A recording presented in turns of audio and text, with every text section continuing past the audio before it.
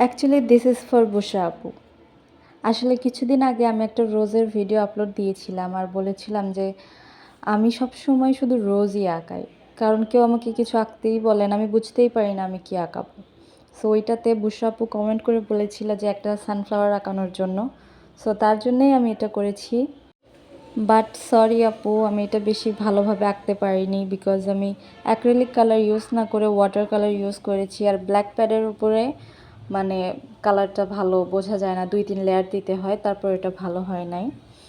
দেন আমার আরও কিছু ভুল ছিল, বাট তারপরেও আই হোপ তোমার ভালো লাগবে। সো এখানে আমি 3টা ফ্লাওয়ার আঁকাই নিছি, একটা সাইড আর 2টা সামনের দিকে। অ্যান্ড আমি ফ্লাওয়ারের ভিতরে 2টা কালার ইউজ করেছি, একটা হচ্ছে অরেঞ্জ কালার আর একটা ইয়েলো কালার। দেন আমি পরে বুঝতে পারি যে না, অরেঞ্জ কালারটা ভালো লাগছে না। দেন আমি পুরোটা মিক্স করে নিই, আবার 2টা রং মিক্স করে এই কালারটা আসে। তো মানে পাপড়িগুলো একটু বেশি হয়ে গেছে মনে হয়, এই জন্য একটু বেশি খারাপ লাগছিল।